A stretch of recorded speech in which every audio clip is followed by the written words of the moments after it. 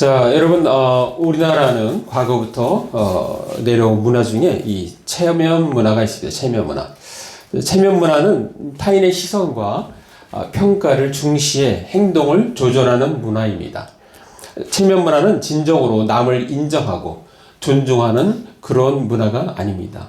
타인 때문에 남을 의식하며 만들어지고 다분히 진실이 가려진 그 가식적인 문화라고 단정 지을 수 있습니다. 자, 우리나라 그 선비들의 대표적인 재미난 말이 있죠.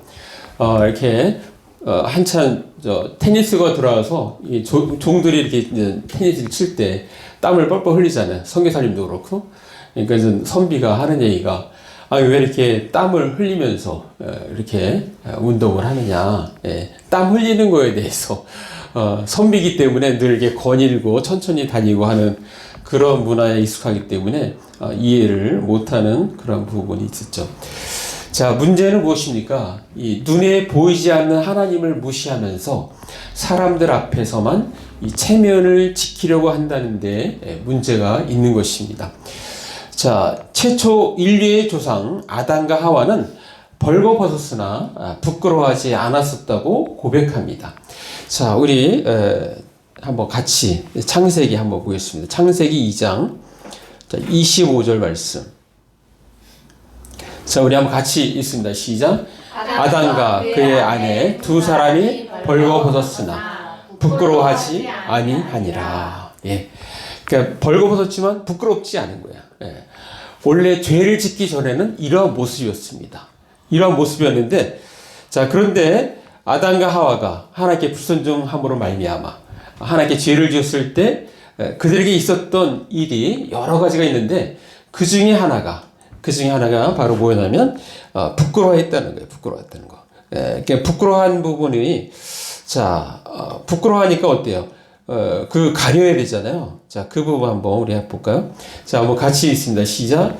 이에 그들의 눈이 밝아져 자기들이 벗은 줄을 알고 무화과 나무 잎을 엮고 치마로 엮었더라.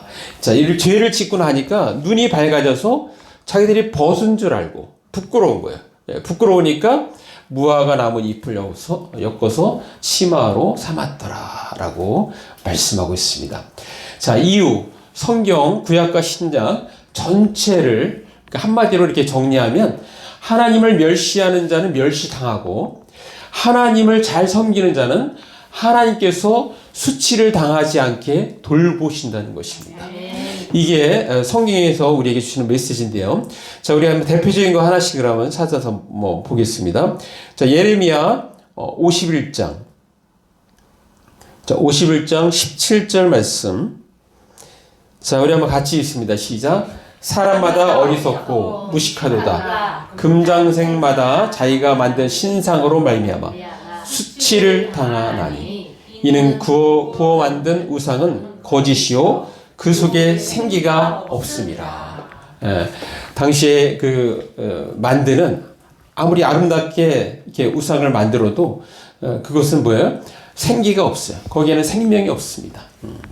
자, 그래서 그것을 만든 사람, 그것을 말미암아 수치를 당할 것이다. 수치를 당할 것이다. 그렇게 말씀합니다. 자, 쉬운 성경에 보면 이렇게 적혀 있어요. 짐승과 같은 인간들 가운데 신상을 만드는 솜씨 좋은 자들이 있지만 온 세상을 다스리시는 주님 앞에서는 그들이 모두 수치만 당합니다. 바벨론을 살린다던 신들이 지금은 모두 멸망하여 그 나라 백성만 속였기 때문입니다. 나무를 깎고 금속을 부어서 만든 신상들 속에는 생명의 호흡이 없습니다. 자, 반면에 하나님을 믿는 자들은 어떻습니까? 자, 그것도 우리 한번 대표적으로 하나만 찾아 읽겠습니다. 로마서 10장 11절 말씀. 자, 우리 한번 같이 읽습니다. 시작. 성경에 이르되 누구든지 그를 믿는 자는 부끄러움을 당하지 아니하리라 하니. 할렐루야. 네, 누구든지 그를 믿는 자는, 예수를 믿는 자는 부끄러움을 당하지 않는다는 거예요. 부끄러움을 당하지 않는다. 자, 그래서 우리가 살아가면서 만약에 부끄러움을 당하는 상황이 됐다, 그럼 자기 자신을 돌아봐야 돼요. 내가 하나님 앞에 어떤 상황을 했는가, 어떤 죄를 지었는가 자기 자신을 돌아봐야 됩니다. 자, 예수님을 믿는 자들은 부끄러움을 당하지 않도록 돌보신다고 말씀하고 있는 것입니다. 자, 오늘 본문은 이 베냐민 지파 사울왕에 대해서 집중적으로 다루는데요. 자, 사울왕이 어떻게 죽게 되었는지 그거를 말씀하고 있습니다. 사울왕은 길보아 전투에서 부상을 당한 채로 블레셋군에 의해서 추격을 당하는 그 긴박한 상황에서 이제 한계를 느끼고 자신을 경호하는 병사에게 나를 죽여달라고, 저 할례 받지 아니한 블레셋군에게 내가 죽거나 잡히는 것 나 그거 원치 않으니까 나를 죽여달라고 그렇게 요청을 합니다. 자, 그런데 경호 병사 입장에서는 차마 자신의 손으로 자신의 왕을 해할 수가 없기 때문에 머뭇거리고 거절합니다. 자, 그때 사울왕은 자기 칼을 뽑아서 이렇게 엎드러져 갖고 자결을 해서 그 자리에서 죽습니다.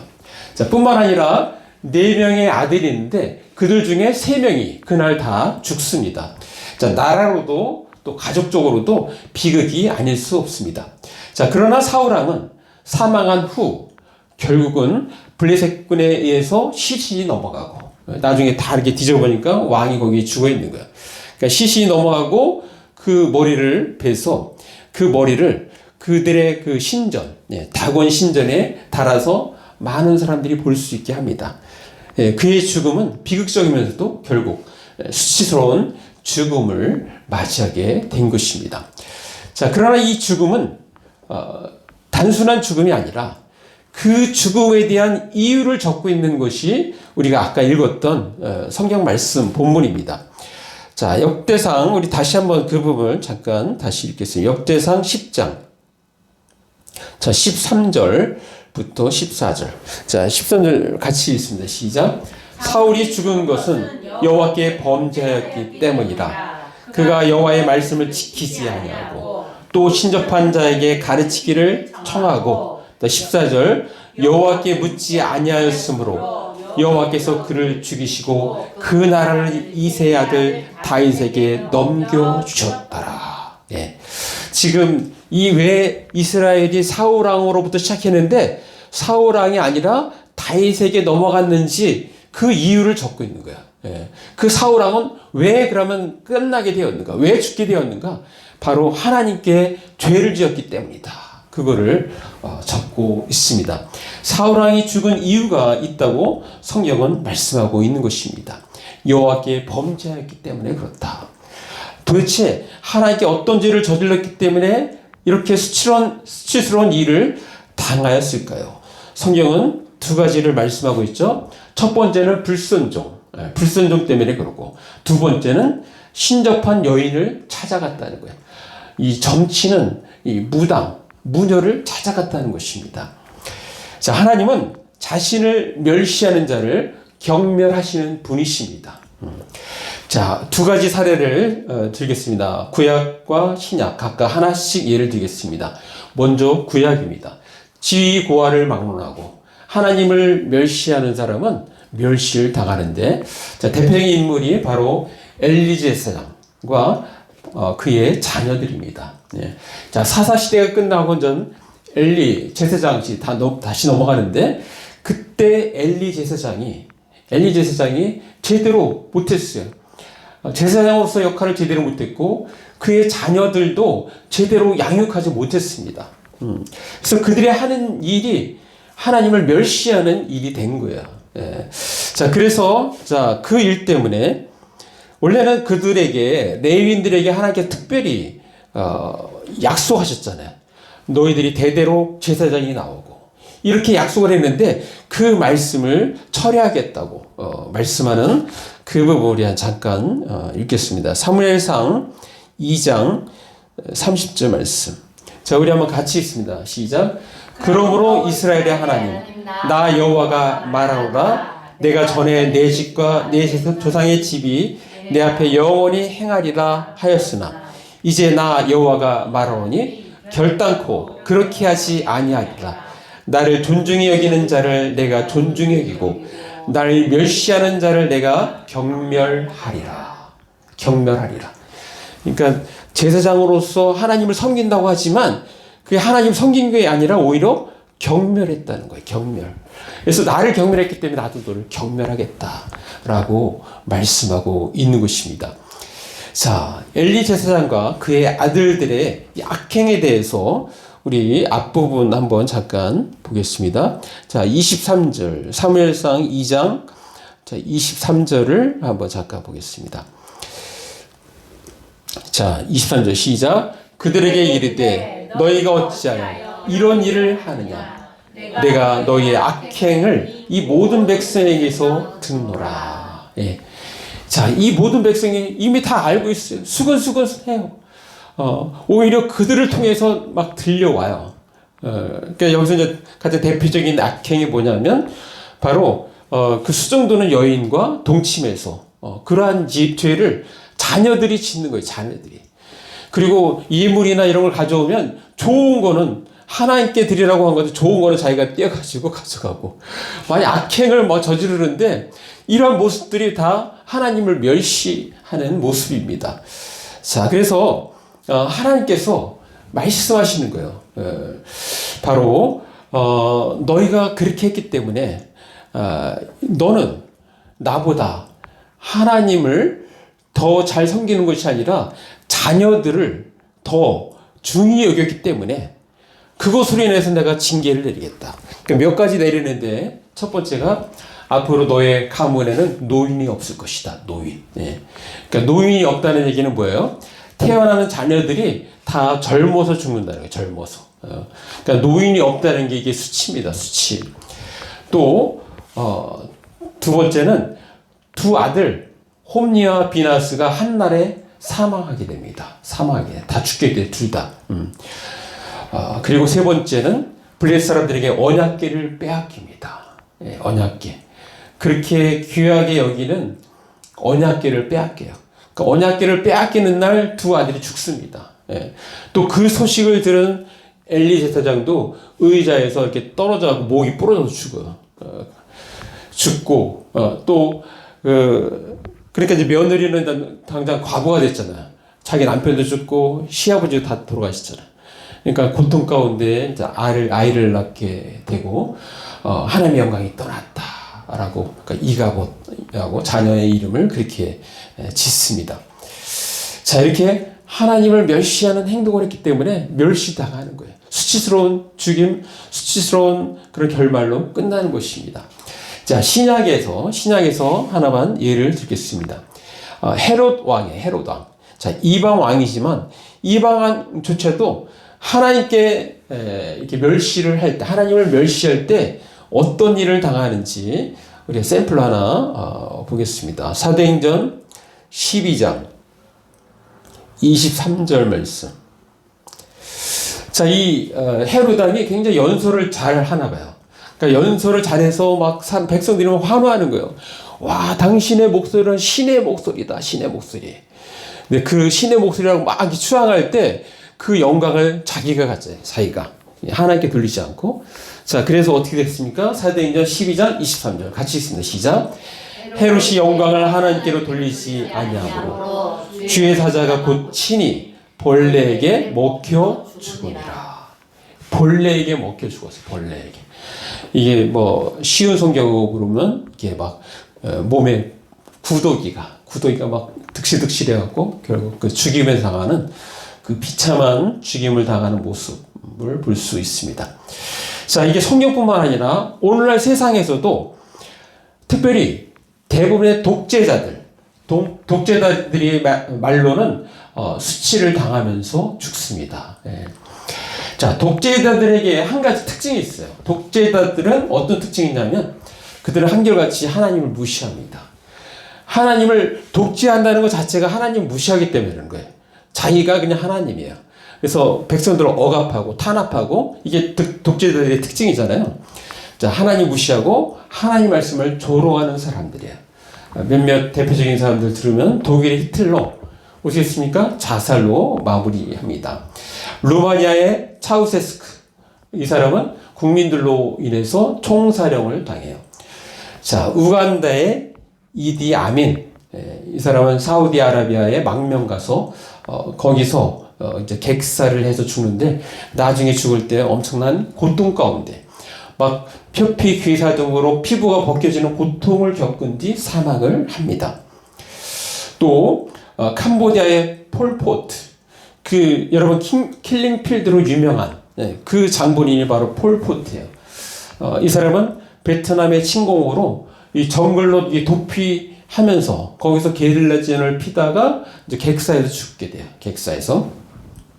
세르비아의 밀로세비치 이 사람 국제 유고 전범 재판소에서 깜빵에서 사망을 합니다. 또 가깝게는 베네수엘라의 마두로는 어떻게 했어요? 전 세계 사람들이 지켜보는 가운데 미국에 체포되어 지금 구금된 상태입니다. 그리고 몇몇 얘기는 안 하지만 그런 사람들이 있다면 독재자의 말로는 그렇습니다. 자, 하나님을 멸시하는 자는 어떻게 한다고요? 하나님으로부터 멸시를 당합니다. 자, 우린 지금 하나님은 자신을 존중히 여기는 자를 존중히 여깁니다라는 제목의 메시지를 듣고 있습니다. 자, 오늘 말씀을 근거로 해서 우리의 삶에 적용하기 위해서 세 가지를 제안합니다. 첫 번째, 말씀을 마음에 두고 항상 마음과 삶을 기경해야 합니다. 기경. 자, 우리 전에도 읽었었는데 한번 그 부분 다시 읽겠습니다. 호세아서 10장 12절 말씀. 자, 우리 같이 읽습니다. 시작. 너희가 자기를 위하여 고기를 신고 인애를 거두라. 너희 묵은 땅을 기경하라. 지금 이곳 여호와를 찾을 때니 마침내 여호와께서 오사 공의를 비처럼 너에게 내리시리라. 예. 자, 너희는 선한 행실에 씨를 뿌려라. 우리가 평상시 주어진 기회에서 선한 행실을 하는 거예요. 씨를 뿌려라. 그러면 좋은 열매를 거둘 것이다. 너희는 묵은 땅을 가는 농부처럼 다시 시작하여라. 다시 시작하여라. 자, 이거를 우리 현대에 와서 신약에서 잘 어울리는 말씀 우리 한번 보겠습니다. 로마서, 자, 우리가 많이 읽었던 말씀인데요. 자, 로마서 12장 2절 말씀. 자, 같이 읽습니다. 시작. 너희는 이 세대를 본받지 말고 오직 마음을 새롭게 함으로 변화를 받아 하나님의 선하시고 기뻐하시고 온전하신 뜻이 무엇인지 분별하도록 하라. 예. 자, 좀 더 쉬운 성경에 보면은 여러분은 이 세상 사람들의 행동이나 관습을 본받지 마십시오. 예. 그보다는 생각이나 행동으로 새로워져서 딴 사람이 되십시오. 예. 우리의 생각, 행동, 그리스도인다운 하나님을 믿는 하나님 백성다운 그런 생각이나 행동으로 딴 사람이 되라고 말씀해 주고 있습니다. 그렇게 되면 하나님의 방법이 실제로 얼마나 행복을 가져다 주는 것인가를 여러분의 경험을 통하여 알게 될 것입니다. 라고 말씀하고 있습니다. 사울왕은 하나님의 말씀을 무시했습니다. 사울왕은 자신의 체면은 중시하면서 하나님의 말씀에 순종하지 않는, 그래서 수치에 대해서 둔감했습니다. 결국 자신의 명예뿐만 아니라 하나님의 명예까지 실추시켰습니다. 자, 그는 하나님께서 명령하십니다. 죄인 아말렉 족속을 진멸시켜라. 이렇게 명령을 했는데 사울왕은 그렇게 하지 못했어요. 자, 그래서 그때 당시에 선지자 사무엘에게 책망을 듣습니다. 자, 책망을 들을 때 그때 들었던 말씀이 유명한 사무엘상 15장 23절 말씀입니다. 자, 우리 한번 같이 읽습니다. 시작. 이는 거역하는 것은 점치는 죄와 같고 완고한 것은 사신 우사에게 절하는 죄와 같음이라. 왕이 여호와의 말씀을 버렸으므로 여호와께서도 왕을 버려 왕이 되지 못하게 하셨나이다 하니. 이 불순종으로 말미암아 왕에서 거기서 내려오게 되고 다음 왕으로 바로 다윗 왕에게 넘어가게 되는 것입니다. 자, 이렇게 거역하는 것은 점치는 죄와 같다는 거예요. 여호와의 말씀을 거역하는 것은 점쟁이의 속임수와 같고라고 말씀하고 있습니다. 또 완고한 것은 고집 부리는 것, 완고한 것은 사신 우상에게 절하는 죄와 같다. 예. 그러니까 여호와의 말씀보다 자기의 고집을 내세우는 것은 마치 우상 숭배, 우상 숭배한 것과 같다. 그 죄와 같다고 그렇게 말씀하고 있습니다. 이제 당신이 여호와의 명령을 저버린 것 같이 여호와께서 당신을 저버릴 것이요, 당신은 이제 더 이상 하나님의 백성을 다스리는 왕이 될 수 없습니다 라고 성경은 말씀하고 있습니다. 자, 그렇게 되면은 어떻게 해야 돼? 보통 하나님, 제가 잘못했습니다, 저의 죄를 용서해 주십시오, 이렇게 되잖아요. 자, 그런데 사울왕은 어떻게 반응한지 한번 보겠습니다. 자, 사무엘상 15장 30절. 자, 우리 한번 같이 읽습니다. 시작. 사울이 이르되 내가 범죄하였을지라도 이제 청하옵나니 내 백성의 장로들 앞과 이스라엘 앞에서 나를 높이사 나와 함께 돌아가서 내가 당신의 하나님 여호와께 경배하게 하소서 하더라. 예. 사울왕은 여전히 뭐예요? 하나님 앞에 죄를 지은 게 중요한 게 아니라 백성들 앞에서 자기 체면이 중요한 거야. 체면이. 그래서 백성의 장로들 앞과 이스라엘 앞에서 나를 높이사 나와 함께 돌아가서 그리고 하나님께 예배하게 해달라고. 자, 혹시 이 사울왕의 이 모습이 바로 우리의 모습이 아닌지 돌아봐야 합니다. 보이지 않는 하나님께는 죄를 지으면서 당장 눈앞에 사람들에게 창피를 당하지 않기를 원하는 모습, 그것이 바로 우리의 모습이라는 거예요. 모습. 자, 우리는 무엇을 부끄러워합니까? 자, 요즘 영화 유명했던 신의 악단에서 좋은 반응이 있었죠. 자, 한 탈북자 그리스도인이 이 영화를 보고 눈물을 흘렸다고 합니다. 그냥 눈물을 흘리는 것을 인터뷰에서 고백을 해요. 왜 자기가 눈물을 흘렸는지. 그 이유는 이 북한에 있는 그리스도인들은 그들은 목숨을 걸고 신앙생활을 하고 신앙을 지키는데, 그런데 자기는 이 남한에서 자유롭게 신앙생활을 하면서도 왜 그렇게 자신이 예수 믿는다는 사실이 부끄러운지, 그걸 왜 감추고 다니는지 너무너무 하나님께 죄송해서 눈물을 흘렸다고 합니다. 하나님은 자신을 존중히 여기는 자를 존중히 여기십니다. 자, 그렇다면 어떻게 해야 할까요? 두 번째는 성숙한 믿음의 소유자가 되어야 합니다. 자, 성숙한 믿음의 소유자는 결코 하나님을 가벼이 여기질 않습니다. 예수님의 핏값으로 산 교회를 귀하게 여깁니다. 하나님께 예배 드리는 것을 기뻐합니다. 하나님께서는 이스라엘을 불순종의 사울왕에서 순종의 다윗에게로 넘기셨습니다. 하나님을 멸시하는 사울왕에게서 하나님을 존중하는 다윗에게로 넘기셨습니다. 사울왕과는 반대로 다윗은 어떻습니까? 다윗은 왕이 된 후 법궤를 예루살렘으로 옮길 때 너무너무 기뻐서 막 그 앞에서 막 춤을 춥니다. 행진해서 막 춤을 추다가 이게 몸이 드러나요. 자, 몸이 드러나면 세상적으로 어떻습니까? 부끄럽잖아요. 부끄럽지만 그러나 개의치 않는 거예요. 왜? 하나님께 너무너무 감사하고 하나님께 영광을 돌려드리는 그 마음, 그 기쁨이 더 크기 때문에 그랬습니다. 자, 그런데 그때 그 모습을 보고 되게 멸시하는 한 여인이 있었죠. 바로 이 다윗의 아내, 사울왕의 딸이죠. 딸 미갈이 이렇게 창밖을 보면서 아이고 참 한심하다. 그 모습을 많은 백성들 앞에서 저게 뭐 하는 거야? 춤추는 것 자체를 별로 탐탁치 않게 생각했어요. 자, 그렇게 했더니 자, 어떻습니까? 그 여인은 이런 어떻게 보면 수치를 당해요. 자, 그 수치 당하는 부분을 사무엘하 6장 23절. 자, 23절 우리 같이 읽습니다. 시작. 그러므로 사울의 딸 미갈이 죽는 날까지 그에게 자식이 없으니라. 죽는 날까지. 죽는 날까지 자식이 없었다고 말합니다. 사실 여자한테 영광이 자기 자녀가 있는 건데 자녀가 없다는 거예요. 그러니까 이 쉬운 성경에 보면은 이때부터 아예 다윗이 같이 잠을 자지 않았대요. 자기도 싫은 거예요. 하나님을 이렇게 멸시하는 것을 이 다윗도 싫은 거예요. 그렇게 말씀하고 있습니다. 자, 하나님은 자신을 존중히 여기는 자를 존중히 여기십니다. 자, 그렇다면 우리가 어떻게 할까? 마지막 세 번째는 우상을 멀리하고 먼저 하나님의 나라와 의를 구해야 합니다. 아멘.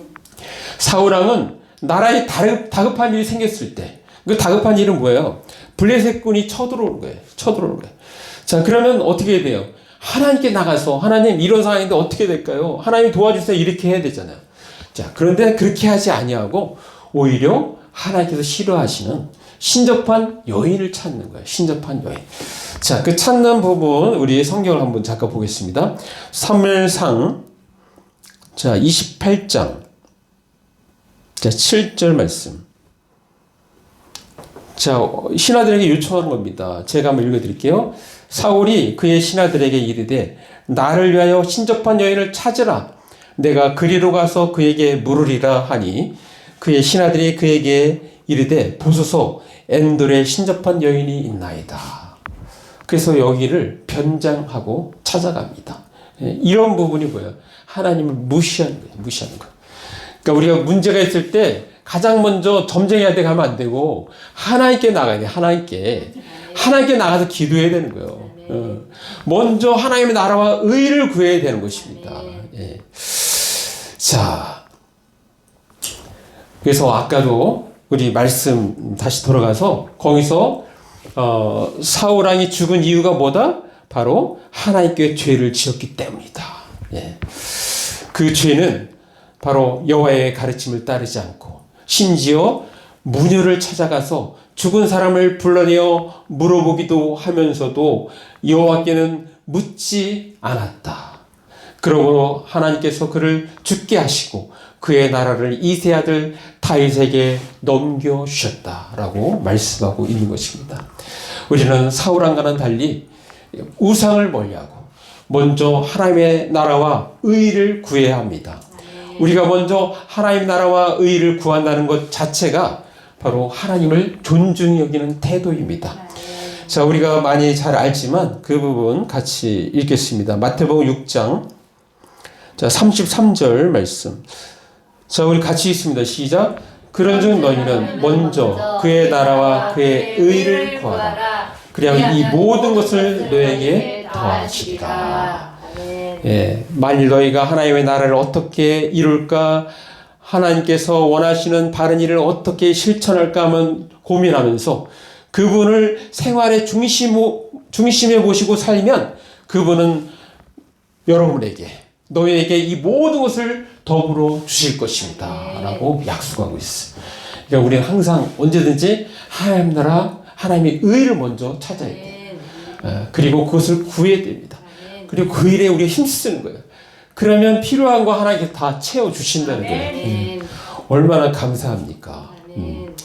여러분, 이렇게 교회가 작아도 저를 부끄럽게 하지 않게 하세요. 하나님께서. 그 방법 중에 하나는 뭐예요? 자녀가 잘 되면 다른 사람이 무시할 수가 없는 거예요. 그게 부끄럽지 않게 하는 거예요. 너희는 먼저 그의 나라, 그의 의를 구하면 하나님께서 나머지는 채워주십니다. 자, 사랑하는 나머지의 성도 여러분, 우리가 믿는 예수님은 우리의 구원을 위해서 오히려 십자가의 부끄러움을 친히 당하셨습니다. 십자가는 수치, 치욕, 부끄러움을 가장 잘 드러내는 형벌입니다.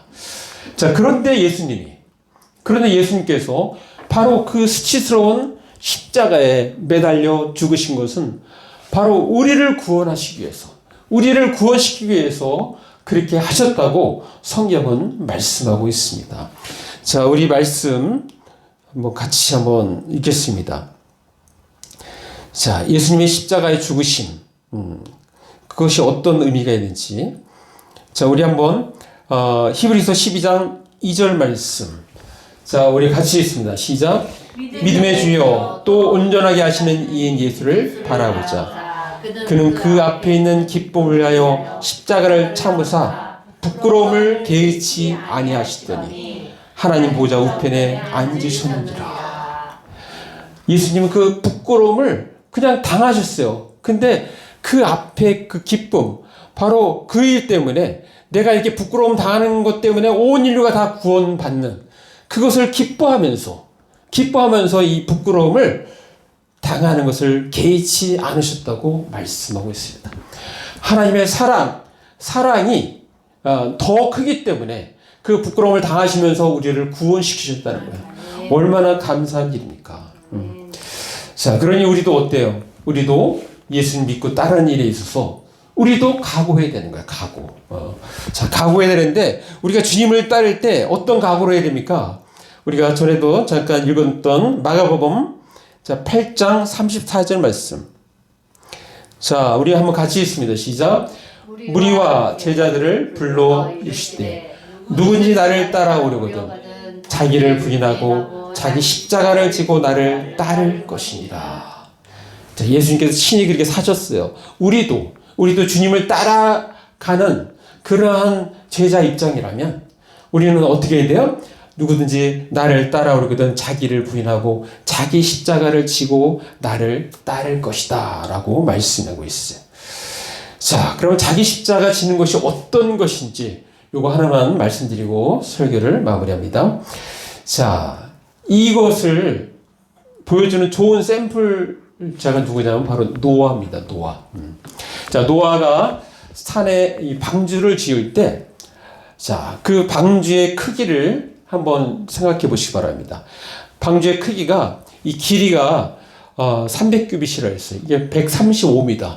머리로 한번 상상해 보세요. 135m 그 길이에요. 그 다음에 넓이, 폭이 50규빗. 그래서 22.5m. 22.5m 크기예요. 그 다음에 높이가 30규빗. 13.5m. 13.5m. 자, 그것을 아들 3명과 함께 그 배를 지었는데 아마도 사람도 또 돈을 주면서 고용하면서 하지 않았을까? 이제 제가 이렇게 생각을 하는 거예요. 자, 근데 그것을 어디서 짓고 있어요? 산에서 짓고 있어요. 산에서. 자, 사람들의 그 표정이 어땠을까요? 아마도 사람들은 고개를 저으면서 욕을 했을 것입니다. 욕을. 아, 저 노아 양반 미쳐도 단단히 미쳤어. 아니, 배를 만들려면 바다에다가 만들어야지 왜 산에다가 만들어. 좀 미쳤구만. 아마 이런 반응이지 않았겠어요? 또 아니 비가 오는 것을 구경도 못해요. 그 당시에는 노아의 홍수 전에는 비 오는 것을 구경할 수가 없었어요. 비가 없었어요. 왜냐하면 비가 없어도 최적의 습기로 말미암아 식물들이 자라고 하는데 어려움이 없었거든요. 아니 비가 오는 것을 구경도 못했는데 앞으로 대홍수를 대비해서 산에다가 배를 만들어? 미쳤어. 이런 반응이지 않겠어요? 자, 뭐예요? 이게 지금 사람들이 부끄럽게 그 사람을 바라보는 거예요. 이게 이제 자기 십자가인 거예요. 우리가 주님을 따라갈 때 그 주님의 말씀을 순종하면서 따라가는데 믿지 않은 사람들은 이해하지 못하고 우리를 멸시할 수 있는 이게 자기 십자가인 거예요. 자기 십자가. 자, 그런 상황에서도 자, 노아는 어떻게 했습니까? 자, 마지막 말씀 하나 보겠습니다. 창세기 6장 22절 말씀. 자, 한번 같이 읽습니다. 시작. 노아가 그와 같이 하여 하나님이 자기에게 명하신 대로 다 준행하였다. 자, 그렇게 명령하신 것을 사람들이 뭐라고 하든 말든 상관없이 나는 하나님 말씀을 따를 거야. 하나님 말씀을 명하신 대로 다 준행하였더라라고 성경은 말씀하고 있습니다. 노아는 사람들이 보내는 수치와 부끄러움보다도 하나님 말씀에 순종하는 것이 더 중요했기 때문에 그 일을 감당할 수 있었던 것입니다. 바로 이것이 예수 믿는 사람들이 짊어져야 할 십자가입니다. 하나님 말씀에 순종하는 것에 세상 사람들로부터 조롱을 받더라도 믿음에 굳게 서서 그 일을 묵묵히 감당해 나가는 것입니다. 자, 마무리합니다. 오늘 본문을 통하여 하나님께서 우리에게 주시는 말씀은 우리가 먼저 하나님을 높이고 존귀 여기라는 것입니다. 하나님 말씀에 순종함으로써 하나님을 존귀 여긴다는 것을 삶으로 보여주어야 합니다. 문제를 가지고 상담할 때 다른 어떤 대상자보다 하나님 앞에 나아가 기도하며 먼저 하나님께 아뢰고 말씀을 듣는 태도를 취함으로써 일상 속에서 하나님을 존귀히 여긴다는 것을 친히 보여주라는 것입니다. 하나님은 자신을 존중히 여기는 자를 존중히 여기십니다. 자, 그러므로 말씀에 마음에 두고 항상 마음과 삶을 기경해야 합니다. 성숙한 믿음의 소유자가 되어야 합니다. 우상을 멀리하고 먼저 하나님의 나라와 의를 구해야 합니다. 우리 모두 말씀을 마음에 두고 항상 마음과 삶을 기경하고 또 성숙한 믿음의 소유자가 될 뿐만 아니라 우상을 멀리하고 하나님 나라와 의를 구하는 저와 여러분이 되시기를 간절히 바랍니다. 예, 기도하겠습니다. 말씀 생각하시면서 잠깐 1, 2분 우리 기도로 나갑니다. 기도하십니다. 오 아버지 하나님 감사합니다. 오늘 말씀을 통해서 아버지 우리가 이 땅에서 어떻게 살아야 되는지를 말씀해 주셨습니다. 그렇습니다. 하나님을 자신을 존중히 여기는 자를 존중히 여기십니다. 하나님 우리의 삶을 자세를 통해서 믿음을 통해서 언제든지 하나님을 최고로 여기고 아버지 최고로 하나님을 모시며 살아가는 저희를 다 되게 하여 주옵소서.